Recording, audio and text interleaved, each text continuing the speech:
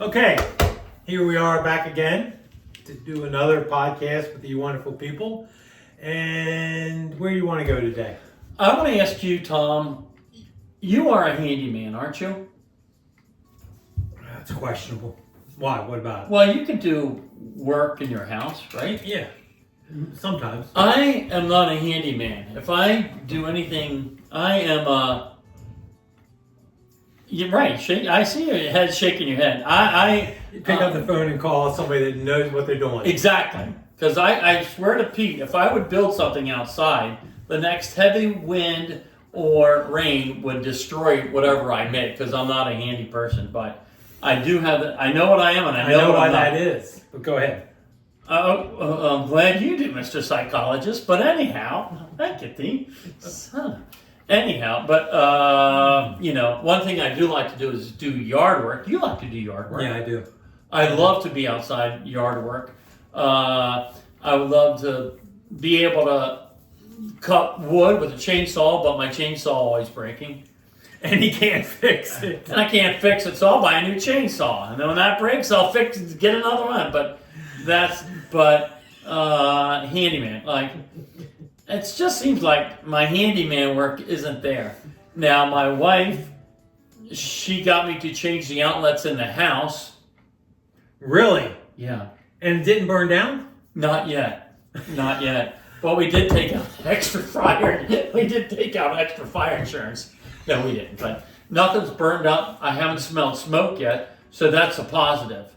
But I'm not a handyman. And when it comes to vehicles and cars, I can clean them out and wash them, but I can check the oil.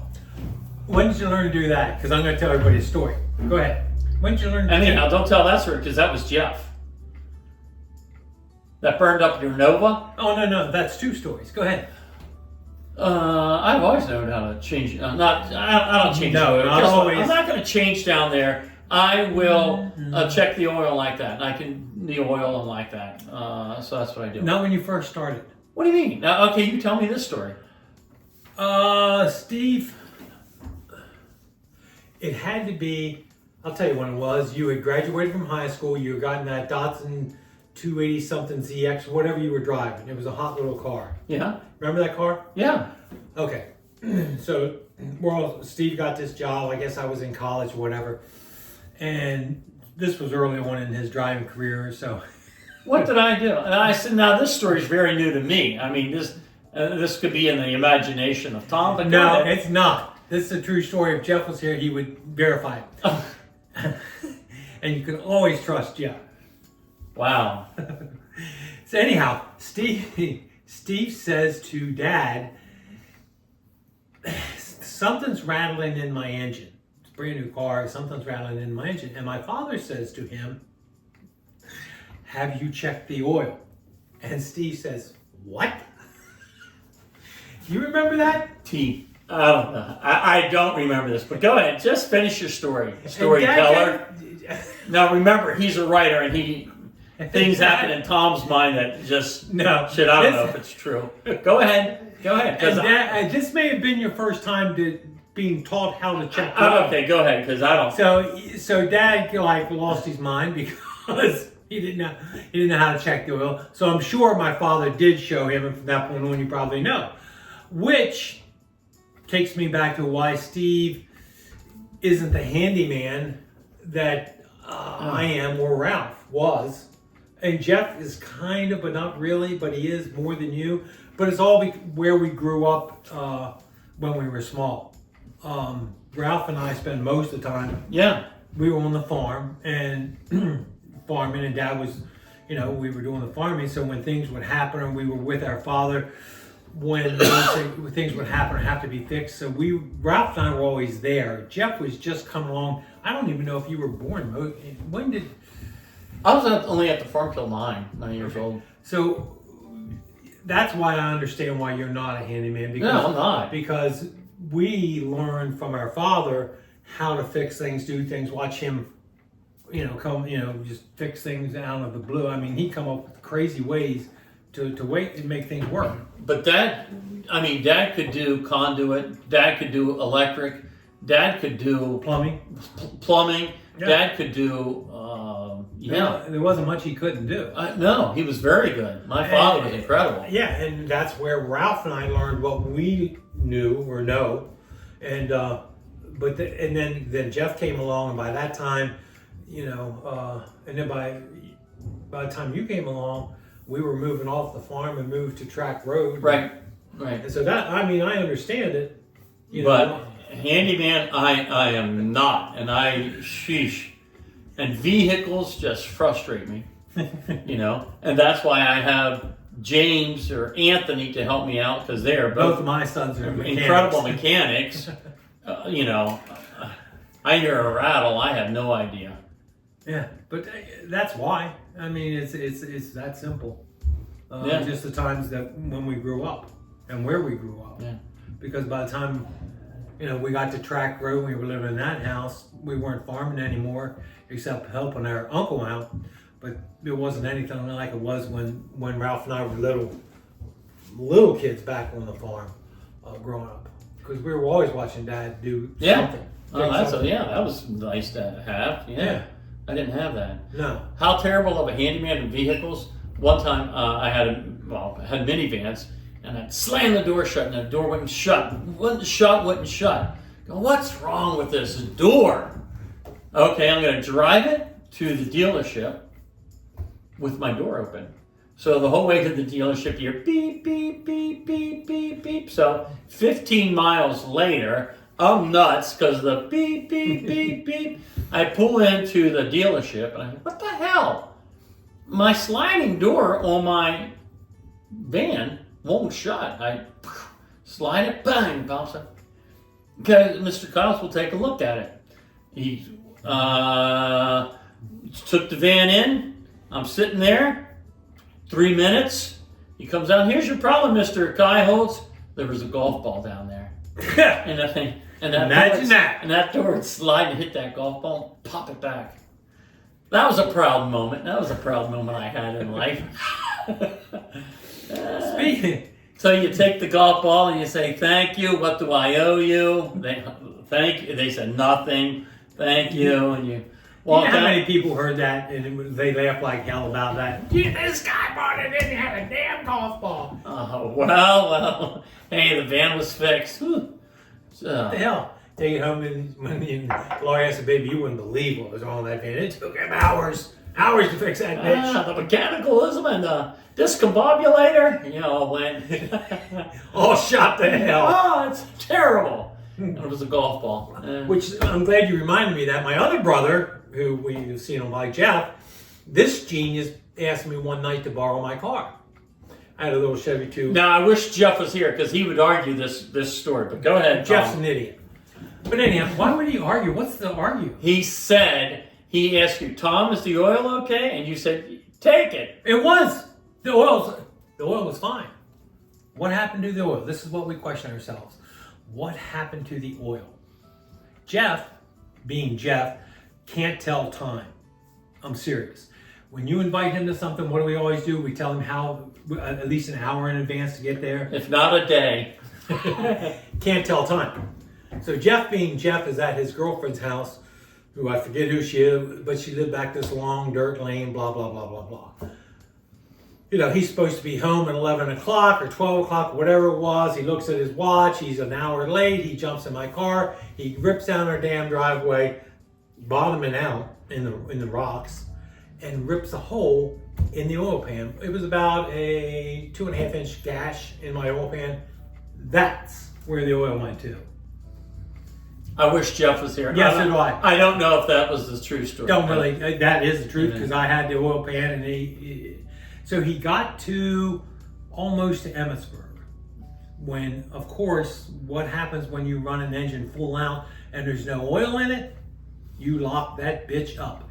In NASCAR racing, it's called catastrophic engine failure, and that's what happened. So he calls me up and tells me the car's not running. So I get a hold of my best friend, Billy Carr, and we go out, and this is what we did. We hooked a log chain to the front of my car, my little Chevy 2, and Billy's car, and we towed it back to my house, having to go through the square of Emmitsburg. When we went through the square of Emmitsburg, who's sitting on the square in the middle of the night? Henry Fuller. He was the chief of police of Emmitsburg back then. And I'm thinking to myself, we're done. He's gonna pull us over because it's illegal as hell to tow a car with a chain. But he didn't pull us over. Got it home, next day, there's not a stick. There's not even there's not even oil fumes left in the motor. And I crawl underneath the car, and that's when I found the gash in the oil pan. My brother, not being smart enough when he hears that noise of the motor starting to rattle and come apart, to shut it down. No. What does Jeff do? He puts his foot to the floor thinking, I can get home before this thing stops. No, he didn't. So that was the end of that motor. He cooked it. No, I don't really give two shits what he says, because that's how that happened. Ran into Henry Fuller later, a couple weeks later, and he said, Tom, come here. And he said, I saw you pulling your car home with chain. I said, yeah, Henry. I said, it's dead. And he says, looked me right in the face, says, that's what I was hoping for. That's what he said. He said, that's what I was hoping for. And he was right. I was a senior in high school. Yeah. Because it was a red Chevy Nova. I was a senior because that was the summer between my senior year and going to college. Mm-hmm. Because I had to take the engine out because the engine's worthless, and was looking to buy another one, and had bought a motor for it, a 283 Chevy engine, had it down in the basement. You probably don't remember that. I remember that engine. Do you remember the engine sitting in the basement? Yes. Was the engine ever put together and put in the car? No. No, because I had to go away to college. And Jeff had cooked this, but I had bought, I was putting together a nice motor for my car, which was sitting in the driveway, which my parents got tired of looking at, which one day I get a note from Mom, a letter from Mommy. I'm at Gardner Webb College down in Boiling Springs, North Carolina. Get this letter from my mom. And she says, oh, by the way, here's, I forget how much it was. $300? I don't know. Like, here's $300. We sold your car. Your father and I got tired of it being parked in the driveway, and we got tired of the engine sitting. I had it on a motor mount down in the basement. Sitting down there, and we're fixing up the basement, and it just doesn't need to be down there. So she sold the Chevy 283 Chevy, block, with 327 heads, had bought a Crowler cam, a 3/4 inch Crowler cam to put in it, and medium rise hooker head. You probably don't know what the hell I'm talking about. I have no idea what a cam is. Okay, camshaft, a hooker, Crowler, a 3/4 inch, shaft. Crowler camshaft, and it was in the middle of putting this together, and Mom sent me all $300. That barely covered the camshaft, and she was happy. And here it is, and blah blah blah blah blah. And I'm, at that point in time, I was like, what? She didn't know. No. They got tired of looking at it. But between the camshaft and the intake manifold, it was a little, and that's not the car, that's not the anything. That's just those two parts. Okay. Lesson. Don't leave an engine or car around the house for your parents to look at if you're going away for any length of time, because they will sell that shit because they get tired of looking at it. Get tired of it taking up space in the driveway. That's right. That's right. I can't remember the guy that bought it, but I know he was happy. Mom said, "Oh yeah, he had a big smile on his face." No shit, I bet he did. There you go. I know. He hit the jackpot. Right. Now I'm going to ask you. Yeah. Because you're much better at handyman around the house. or how are you on tech with phones and iPads? I suck. Oh my I god! suck. I hate tech. The person who made the phones, take him out back, kneel him down, double tap him in the back of the head. Well, that's very nice, Tom, to say, because we don't understand that technology. We had to get new phones. Okay. Who's we? Lori and I, Mom, Lori and I, we're all on one plan. The three of us are on one plan. God bless the people at the store we took our phones to. They were very, very, very patient with us because I asked them stupid stuff like, how do you make my screen brighter? And they push a button and it's brighter. Well, I think it's a miracle because it's incredible. But now this is true. Oh, I believe it. We were at phones. Whenever you go to buy new phones and car dealerships, expect to spend 3 times the amount. We went to the store to purchase these phones. It's in Gettysburg. Yeah. And we got there at 4:30. Okay. And the guy says, "I'll change the phones over." I said, "What time do you close?" And he laughs and goes, We close at 8 o'clock, and that's plenty of time for us to change the phones over. Uh-huh. Okay. What time did we leave that store? 8 o'clock? 8:30. I laughed and I said, if anything can go wrong with text or anything like that, it will go wrong with us. It will go wrong with us. At 8:30, they said, we have to leave here because the store closes at 8. And he looked at my wife, Lori, and he goes, I'm going to have to finish your phone tomorrow. No shit. So we had to take the phones back in. So anything tech, I don't even know how the hell I get through life if it wasn't for my wife. Yeah, and my kids. I mean, my kids. My grandchildren. Mm-hmm. My grandchildren. Oh my God, even Christopher. He's my 5-year-old autistic grandson. I mean, he's on the spectrum, and I'll have the phone, and he'll look at me, and I'm trying to get something on for him, and he's like, "Give it to me." It's magic. It's unbelievable. It's unbelievable. It's a talent I certainly don't have, don't possess. Mm-hmm. Yeah. Oh, and then we got a new iPad because our iPad was 10 years old. Technology has changed a lot in 10 years. So anyhow, let's match this iPad and put this information into this iPad. See, yeah, we just did that. My daughter Sarah did that for me. I'm lost. So go ahead. I'm sorry. So they have these instructions. Well, hold this iPad up to this iPad and let them read. What? Yeah. I mean, I don't understand it. Sex. We still have our old iPad.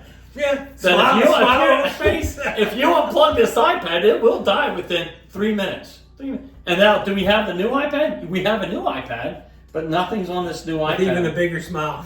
Yeah. I don't know. Jesus. I don't know. Yeah. It says, match it up, shoot, to this iPad, shoot. Oh, this reads this. Will it take the information? No.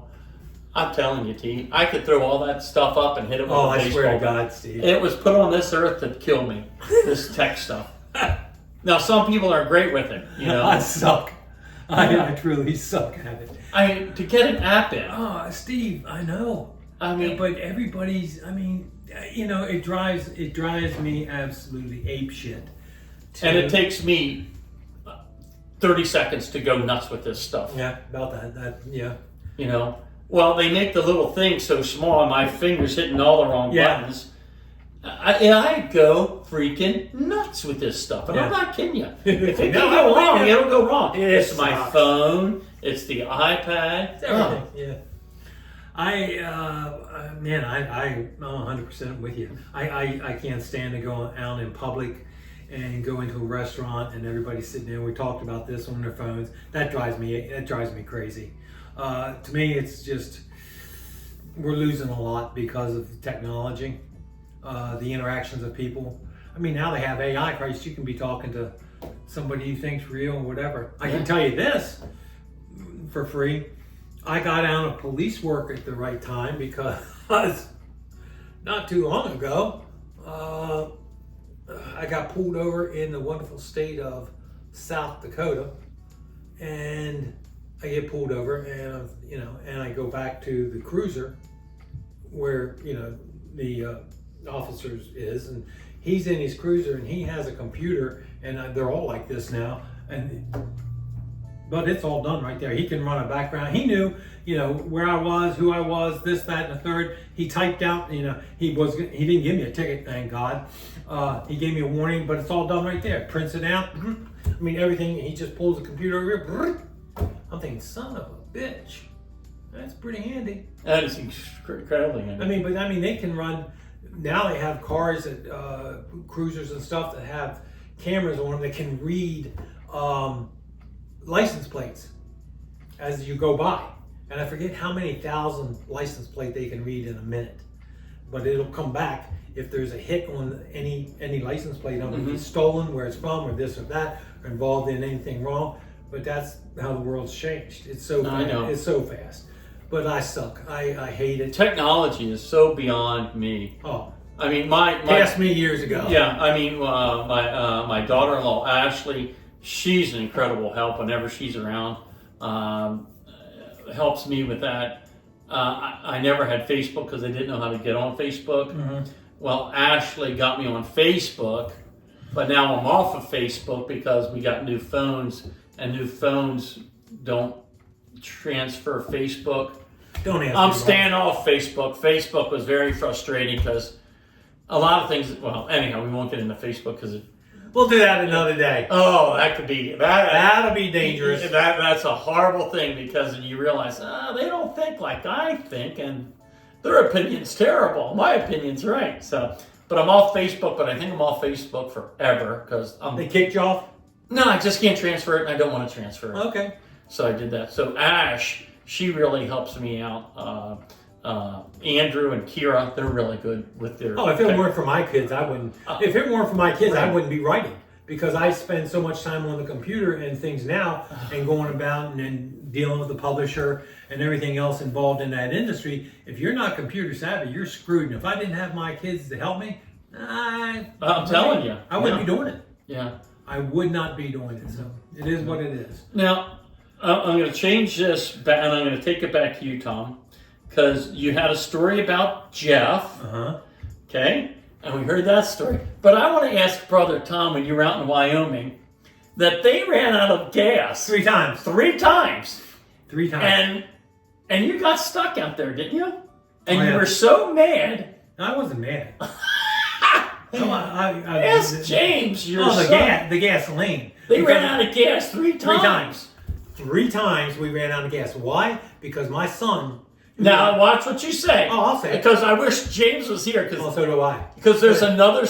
Now remember, I will give you his side. Stories always have 2 sides. You'll Yeah. have Tom's, and you'll have another side, and the truth will be somewhere in the middle. So go ahead, Tom.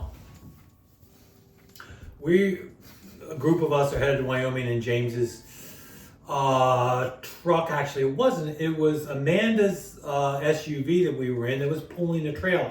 By the way, Amanda and James are the nicest people. Okay, now go back to your story. Amanda being his wife. Anyhow, so we ran out of gas on the way there. Okay, and I'm trying to think of all 3 times. We were between, and this is the crazy ass thing. We were between Pennsylvania, where you go through the Pennsylvania, like the turnpike thing, and then before you get to the Ohio, there's this space. I don't know if it's 3/4 of a mile away, but that's where we run out of gas. Didn't the thing say E and a light come on saying my low? son, who is a master mechanic for Chevrolet. Now you're going to get James mad. I know this. Okay. I found out one thing about that. He can't read a gas gauge. No, he cannot read a gas gauge. Now you would think a master mechanic could read a gas gauge. Tom, now watch it, because his excuse was, goddamn, my truck when it's in here. We're not in your truck. We're in Amanda's SUV. Okay, number 1. That was the first time we ran out of gas. Second time we ran out of gas. We're on our way home. And we're coming from Clark, Wyoming down to Cody. because we have to return the rent-a-cars back to the airport, blah, blah, blah, blah, blah, because we have one rent-a-car. And I'm in the front vehicle, my phone rings, it's James, we're maybe 2 miles out of Cody, and Sammy says, Dad, I'm running out of gas. And I said, you better be shitting me. No, I'm not shitting. That means kidding. Go ahead. Okay, so I get blamed for it because I was running the night before. I had to take a deer carcass out and dispose of it about a mile from the house. But no, because I sat in last. Again, master mechanic, cannot read a gas gauge. Okay, so I go into town, buy a gas can, fill it up, bring it back just enough to get his vehicle to the gas station. Okay, return. We're on our way home. We get all the way to the state of Pennsylvania on the turnpike, and we're going along. And everybody in the truck is watching that gas gauge, except for the person driving. And who is that? My son-in-law, the master mechanic. That's the one in the pilot seat. And we all, I swear to Christ. Don't you think someone should have said, hey, I think we're getting low on gas? Oh, no, because James, he gets in one of those moods. Everybody in that vehicle is watching the gas gauge, okay? And we can see it, tick, tick, tick. I mean, it's like on E. And we go past this exit, and sits down there like 2 gas. 3 times. Go ahead. Three gas stations. We go on by. Shouldn't somebody at that point said, hey, James, think we should pull No, off? because... Or here's what you say, hey, James, I got to stretch my legs. Let's pull off. No, at this point, it's like, okay. How far can we go until we have to Right walk? 3. We run out of gas. Nobody says a word. James gets out of the truck, walks around to the back of the trailer, because we had a U-Haul trailer we had to bring his stuff back in, opens up, and he had put some gas in the gas can that I had bought back in Cody, Wyoming. Comes back, pours this gallon in. Nobody says a word. Everybody's thinking a lot of shit, but ain't nobody saying. James gets in the truck, starts it up. We had to go another, I want to say 12, 15 miles to the next, off the turnpike to get gas. As we're sliding into that one, you can almost feel that vehicle.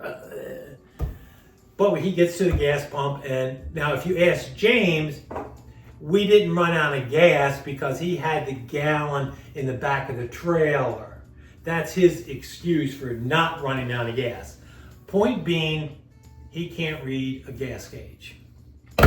Point being, I might not be a handyman, but once my gas gauge gets down to quarter tank, I'll fill my vehicle up. Not out west, you don't. When it gets to like a quarter, you said, a quarter, you fill her up because you don't know how far it is to the next one.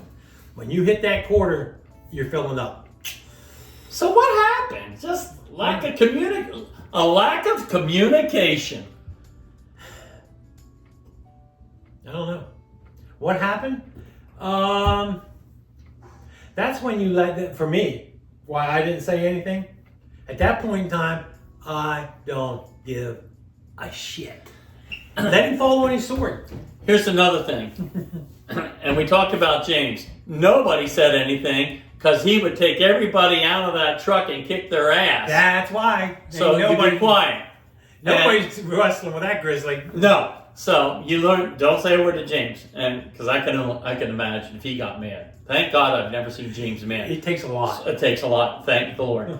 But but you will have to have James on a podcast, and you two discuss that. I would like to be the moderator to that discussion because this story will change.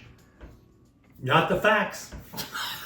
Not the facts. The facts remain the same. Right. Can't read a damn gas gauge. What else is there? You would have thought that'd be like 101 in Don't stop. mechanics I'm not class. poking the bear. I'm not poking James. I want to hear his side. And I want to hear his side, and I want to hear another witness that was in the truck, what was going on. Who else was in the truck? Oh, who the hell was in that truck?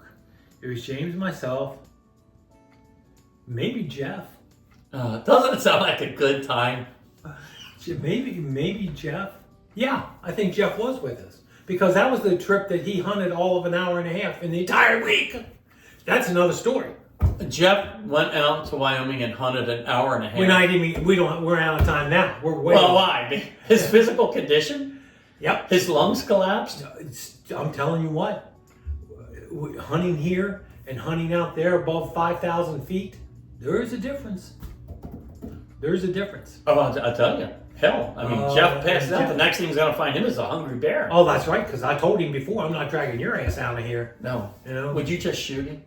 No, I wouldn't shoot him. That's murder. I mean, I'd give him a gun with one bullet and say, do the right thing. I'd give him 2 bullets and say, hey, man. Okay, in case you missed. Why shoot him? You got grizzlies, you got mountain lion, you got wolves, you got Jesus, God. I know. We're terrible. We are terrible. I know. Okay, are we out of time? Oh, we've been out of time. All right, thanks for everybody. Take care. The truth will someday come out. Maybe. You're right. Maybe is the answer. Talk to you later. That had to be something with change.